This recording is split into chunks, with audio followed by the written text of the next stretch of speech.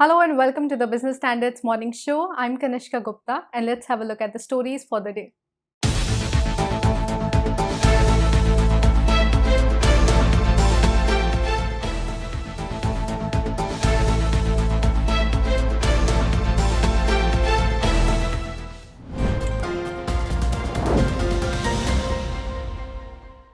रामू दो चाय दे यार। अरे नहीं यार, एक चाय coffee. We Indians disagree on everything, but we agree. SBI is the banker to every Indian. SBI का home loan. I agree with you. SBI is the banker to every Indian. India has the highest number of unicorns after the US and China. Some reports on Monday suggested that it is now home to 100 of them. Most were born in the last few years, and at least 4 startups got that coveted status in just 4 days last month. A Credit Suisse Group AG report says that combined market value of the 100 Indian unicorns is a whopping $240 billion now. As more and more money continues to pour into these new age firms, is it worth examining if they are creating a sustainable business model? And are their valuations on par with their fundamentals? Let us try to find answers.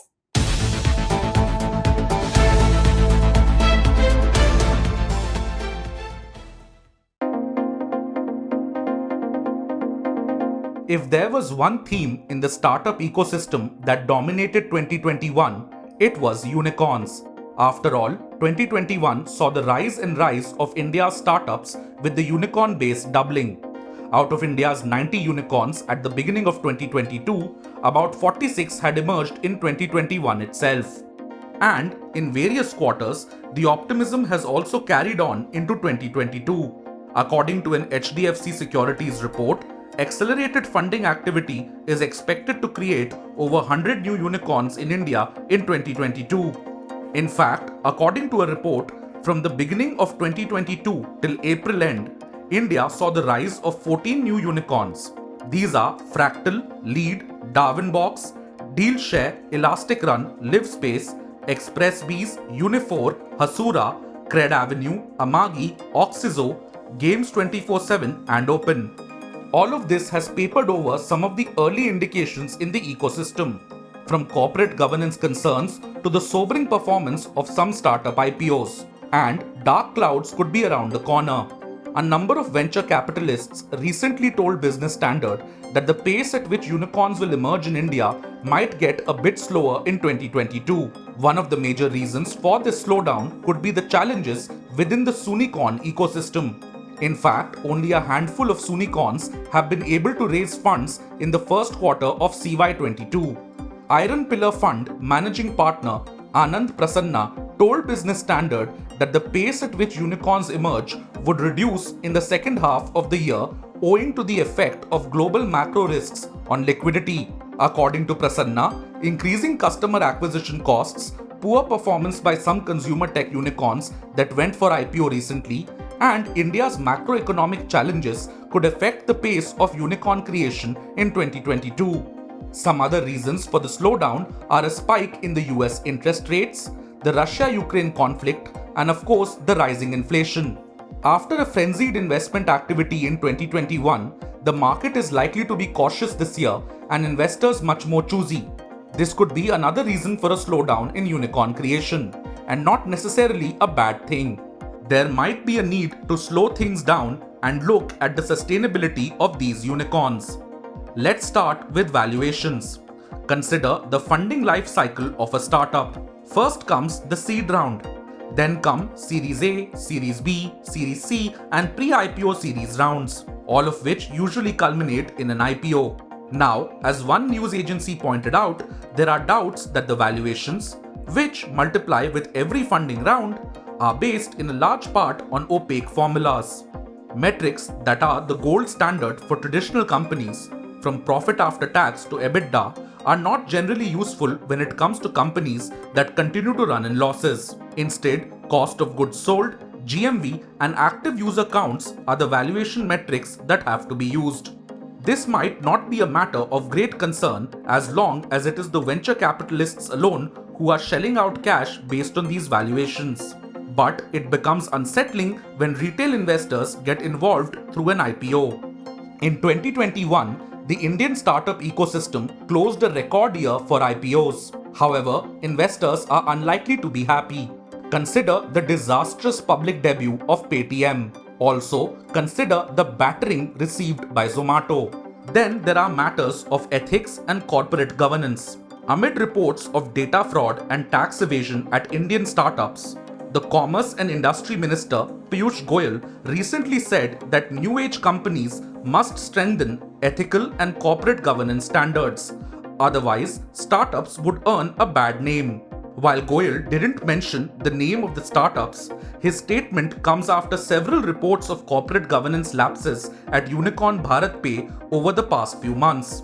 So, are India's unicorns by and large sustainable?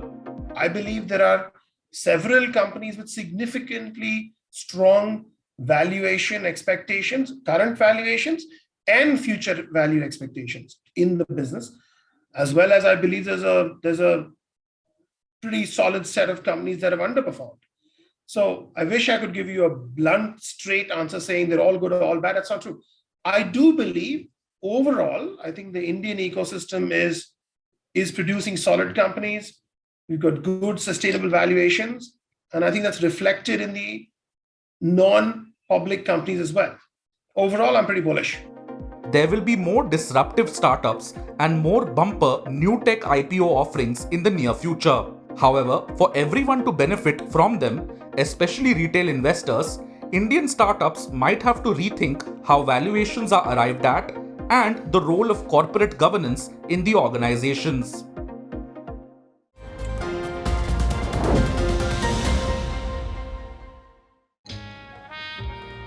सब अच्छी दिख रही हैं यार, कौन सी खरीदूं? ये तो वही बात हुई, 4000 शेयर्स लिस्टेड है, कौन सा लूं? वो तो सबसे आसान है। तुझे 5 पैसा नहीं पता? अब तो सबको पता है। 5 पैसा पर है 4000 स्टॉक्स की रिसर्च, टेक्निकल टूल्स और इन्वेस्टमेंट आइडियाज। डाउनलोड 5 पैसा नाउ। अब तो सबको पता है, investing made easy and rewarding with 5 paisa. Investments in securities market are subject to market risks. Read all the related documents carefully before investing.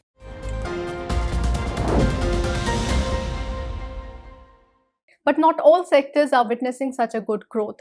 Soaring input costs have been chipping away the profit margin of the real estate sector, forcing the builders to pass on some of it to consumers. Now, with the rise in interest rate, homes are set to get costlier. Will this be a double whammy that will put brakes on the recovery in the sector? Let's find out in our next report.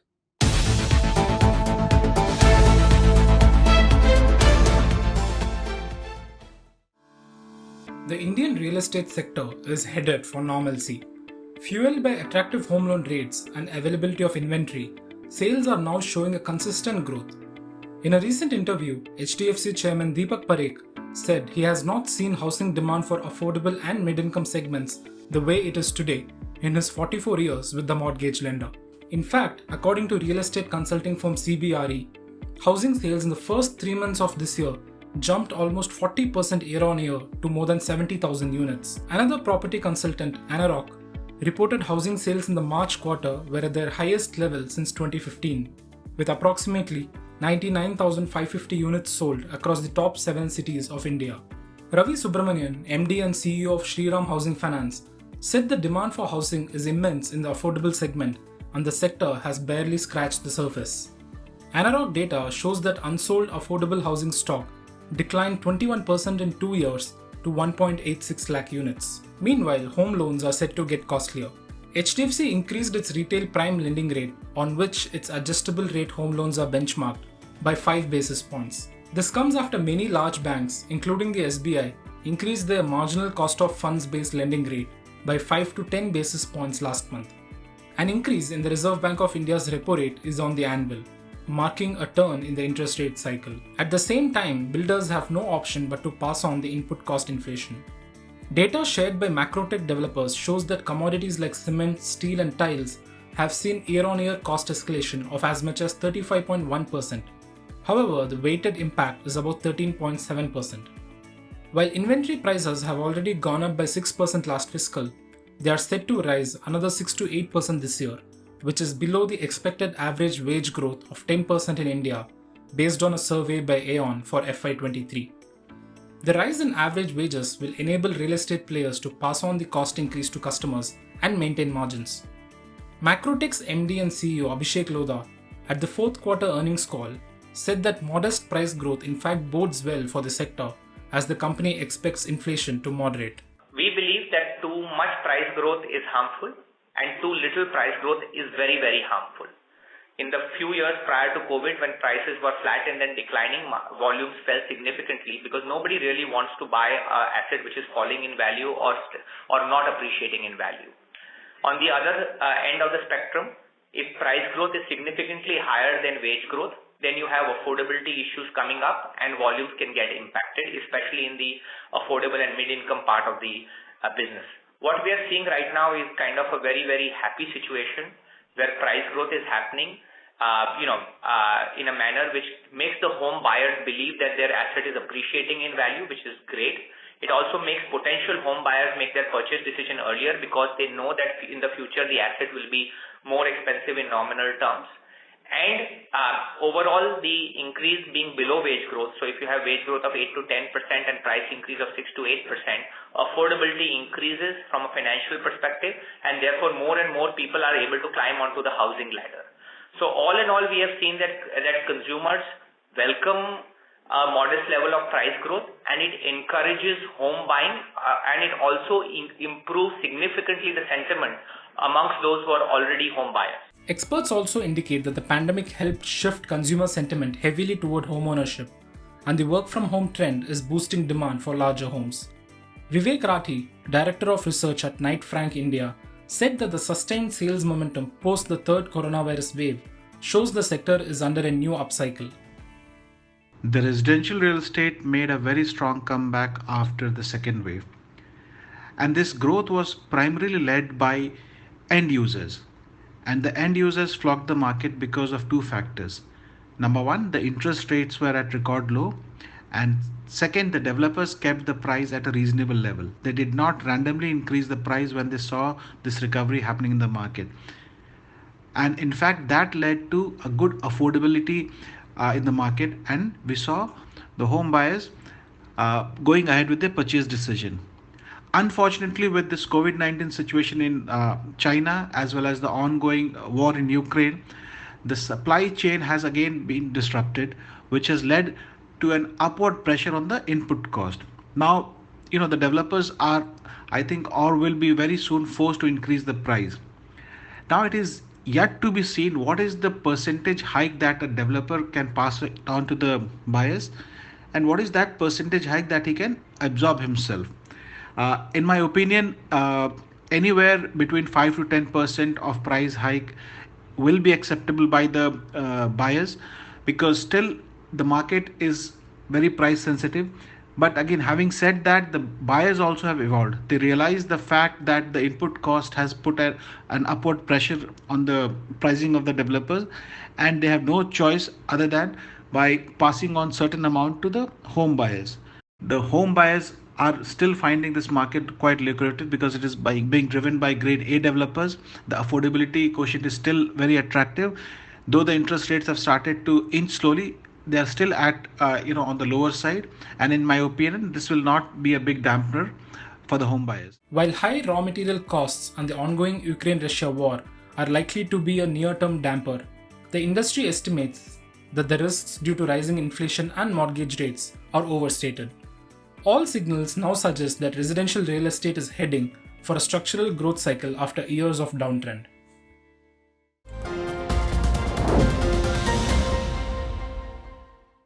यार मत पूछ यार, फिर से stocks में फंस गया। तो स्टॉक्स के साथ बॉन्ड्स, इंश्योरेंस, गोल्ड में बैलेंस कर। इसमें बहुत तामझाम है। तुझे 5 पैसा नहीं पता? अब तो सबको पता है। 5 पैसा है all in one account. Download 5 पैसा नाउ। अब तो सबको पता है। Investing made easy and rewarding with 5 paisa. Investments in securities market are subject to market risks. Read all the related documents carefully before investing.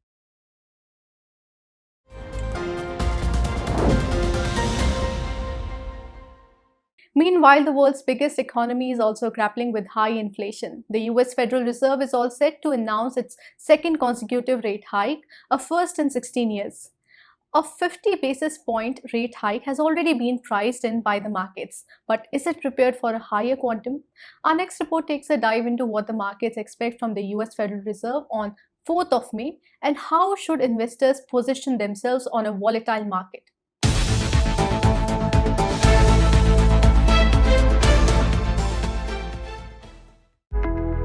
Equity markets are turning choppier by the day as they prepare for the US Federal Reserve's two-day monetary policy meeting. The benchmark indices, for instance, fell over 1% in the intraday trade yesterday but ended near flatline. Moreover, over the past 6 months, the S&P BSE Sensex and the Nifty 50 have slipped around 5% on the bourses amid expectations of rate hikes by global central banks due to the ongoing Russia-Ukraine war and historically high inflation.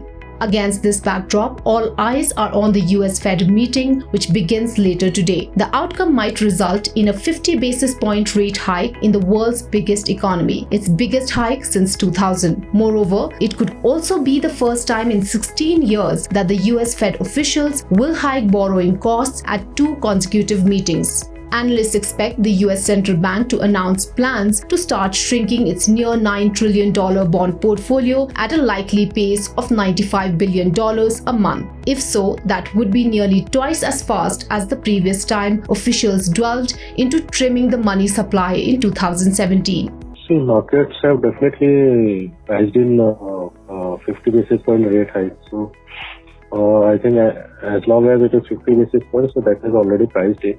See, as far as US market is concerned, whatever we have seen in last 2 weeks, I think bond markets have been pretty much volatile and they are already kind of pricing in steeper hikes. But I'm not sure about how the Indian markets have been pricing it in. So there could be some mispricing as far as Indian market is concerned. Concurring with Solanki, Dhananjay Sinha of JM Financial believes that riskier asset classes could be in for a volatile phase as they haven't priced in elevated rates yet. I think what the market would be looking for is whether the hawkishness that Fed has actually adopted recently, is it going to be far more aggressive than what is known. I think that's what the market would be looking forward to. I think the likelihood of a higher rate hikes or a higher or a steeper balance sheet tapering is fairly high. It is already known that Fed has agreed to a 50 basis point hike and a $95 billion kind of balance sheet rundown. I think what is not known is the implication of that on the asset price in the financial markets across fixed income, equities, commodities, real estate, etc. So this is going to have a permeating effect on multiple assets. So that is yet to pan out. As of now, we are seeing high volatility with respect to fixed income. So I think there is good amount of pricing that has happened in the bond market, whereas with respect to equity markets, it's still fairly shallow and I would say fairly modest. So it's quite likely that as the normalization pans out, it's the impact of that on risk assets can be seen. So, how should investors position themselves in such a market? According to analysts, markets could see a knee-jerk reaction on the downside if there is a 75 BPS rate hike in May or faster than expected hikes throughout 2022. In the long term, domestic markets may resume their uptrend. Jyotivardhan Jaipuria of Valentis Advisors points out that the US Fed hiked rates 17 times by 25 BPS each in the 2004 to 2006 cycle. During the period, Nifty went up 99.1%, though Dow Jones went up only 7.2%. During the 2015 cycle, the US Fed hiked rates by 2.25% when the Nifty went up by 40.1% and Dow Jones rose 31.4%. Given this, analysts say investors should use periods of volatility to gradually increase allocation to equities to benefit from healthy earnings growth that can unfold over the next 2 to 3 years. Apart from the US Fed's meeting, developments around rising COVID-19 cases in China and the Ukraine-Russia war will be tracked by global markets today. Back home, domestic markets are shut on Tuesday on account of Eid al-Fitr.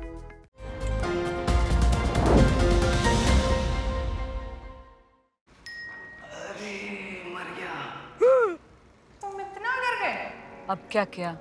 Shares में trading. तुम्हें 5 पैसा नहीं पता? ओए, अब तो सबको पता है। 5 पैसा पर मिलते हैं रिसर्च टूल्स, पोर्टफोलियो एनालिटिक्स और इन्वेस्टमेंट आइडियाज भी। डाउनलोड 5 पैसा now.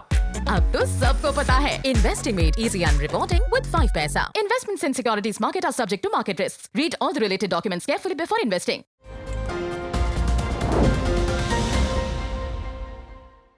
From policies being drafted in the US Federal Reserve in Washington, let us turn to San Francisco, where Twitter is headquartered and it is buzzing with activities and some speculation too. Elon Musk is all set to take the charge there, and one of the things that irked him most on the social media platform is spam bots, which he promises to stamp out. Let us know more about it.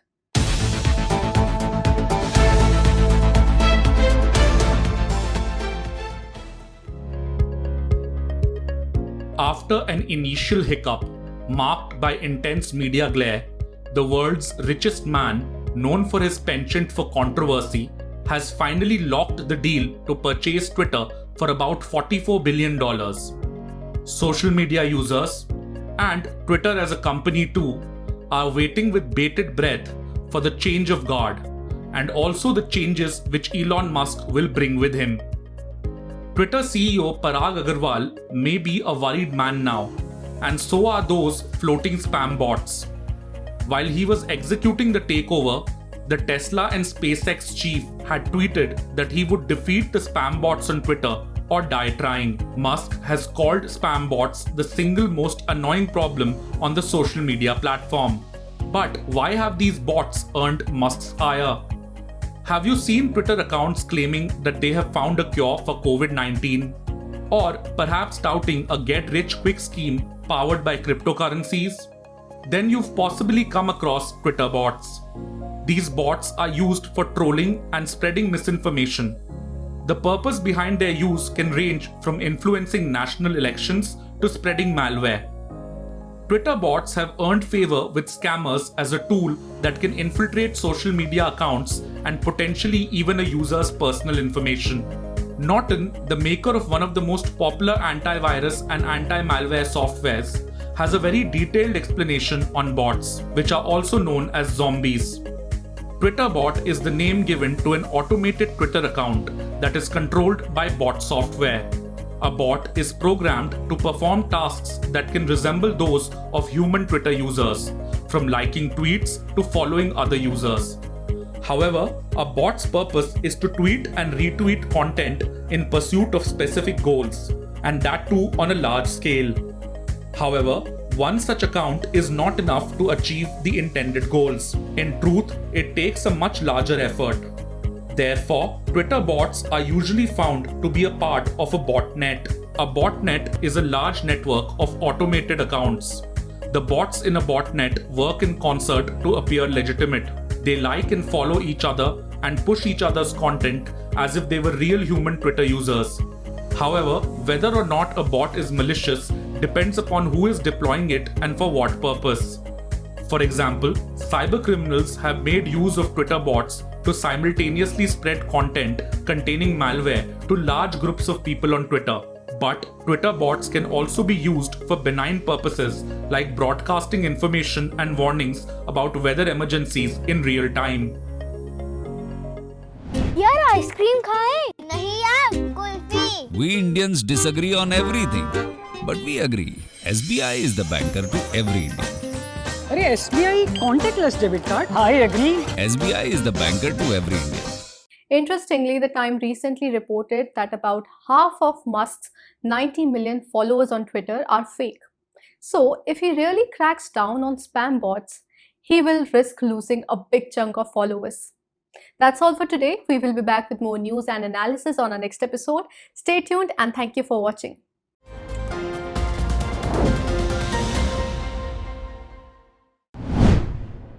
If you like this video, share it and subscribe to Business Standard. For more news, views and insights, log on to www.business-standard.com. Do also follow us on YouTube, Twitter, Facebook, Instagram, Telegram and LinkedIn.